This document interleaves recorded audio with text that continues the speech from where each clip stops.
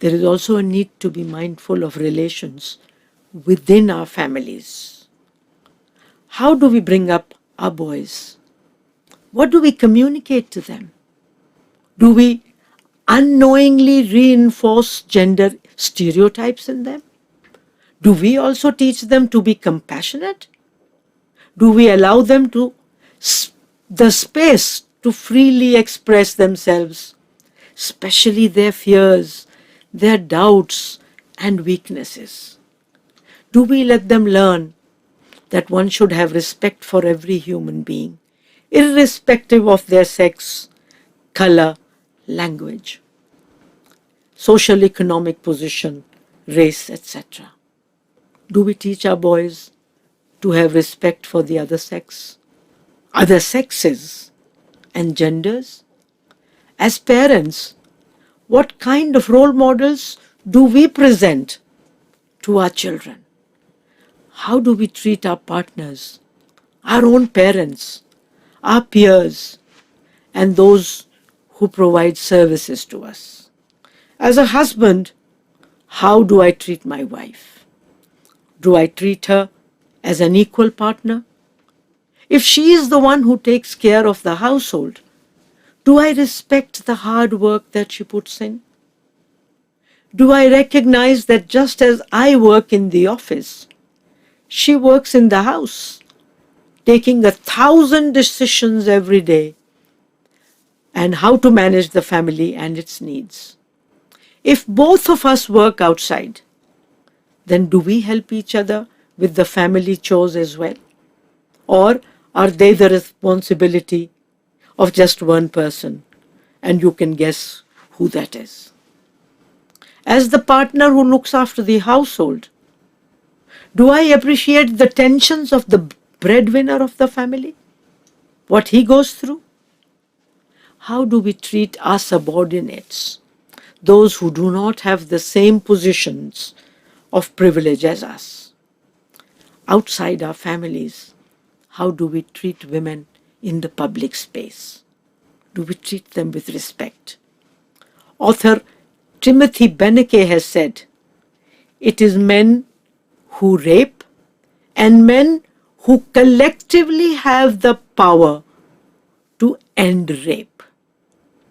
Men must use their intellectual, economic and political power to change the social, economic and political systems that create and perpetuate violence.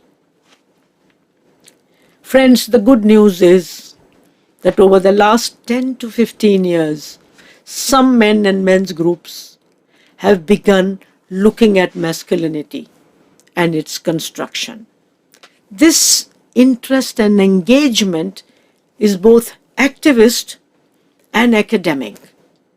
Like women's studies, there is now men's study, which try to understand gender, patriarchy, masculinity and femininity from the perspective of men. Such men believe that women suffer from inequality, discrimination and violence, while men have power and privilege in patriarchy. They believe that the dominant model of masculinity is oppressive not only for women but also for men, because it limits men's choices. Pro-feminist men believe that men have to take responsibility for their own sexist behavior and attitudes. They wish to see a world in which relations between men and women are peaceful, egalitarian, trusting, and joyous, in which neither men nor women are confined in rigid, unhealthy, and soul-destroying model of living.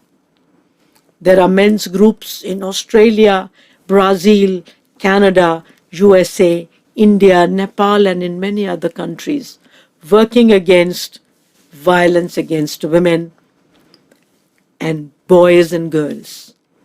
Amongst the activities they conduct are anti-violence work with boys and young men in schools, sexual harassment workshops in workplaces, community education campaigns, and counseling for male perpetrators of violence. The National Organization of Men Against Sexism in the US, White Ribbon Campaign in Canada, the South Asian Network to Address Masculinities, Men Against Violence and Abuse, Ek Saath, and Forum to Engage Men in India are examples of such groups. White Ribbon Campaign's basic philosophy is that while not all men are responsible for committing violence against women, all men and boys must take responsibility for helping to end this violence.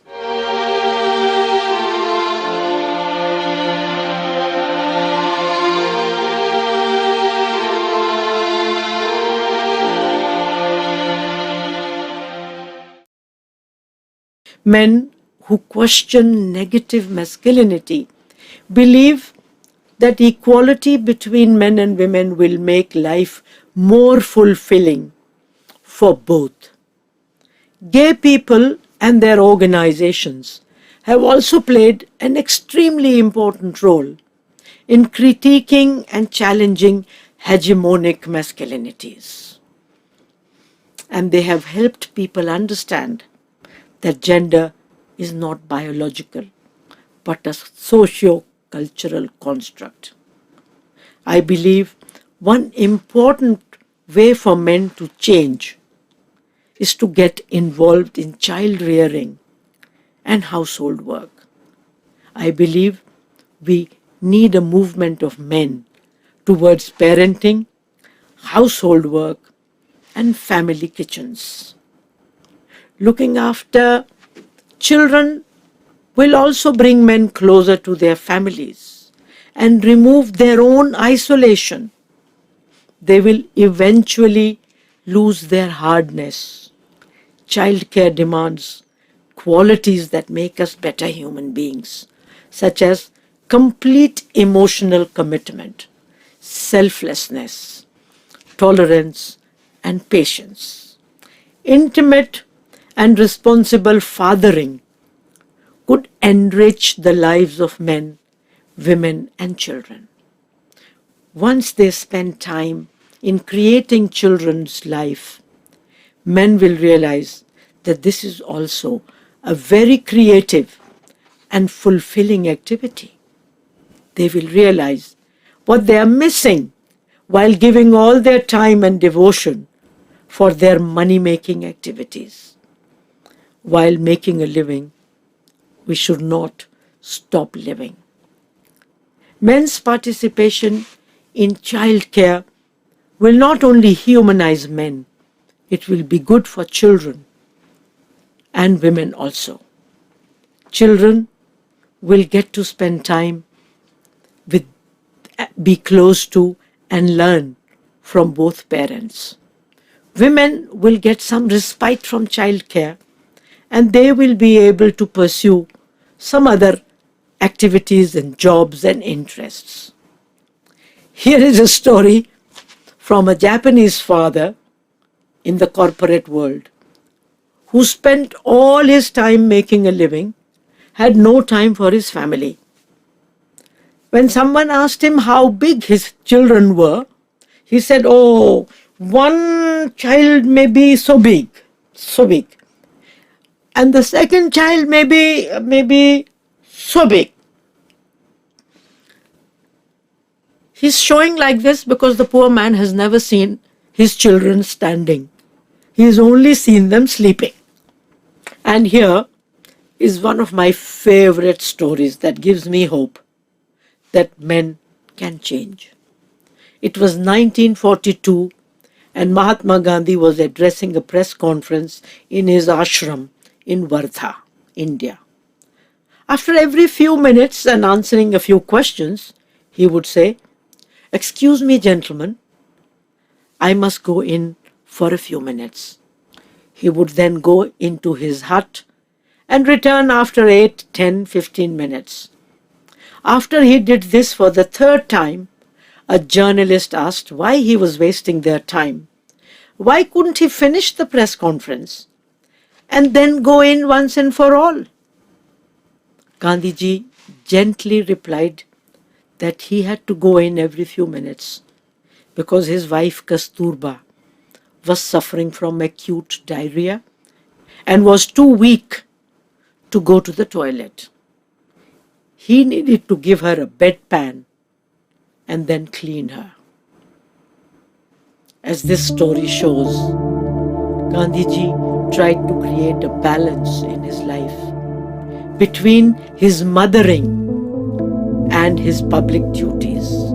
For him, serving his wife, cleaning the ashram, toilets, spinning yarn was as important as leading the most important political struggle against colonialism of that time. And in the final analysis, it is those men who are able to create a balance in their inner man and woman who become great and immortal. Strong, macho, power-wielding men might be feared, but they are not revered.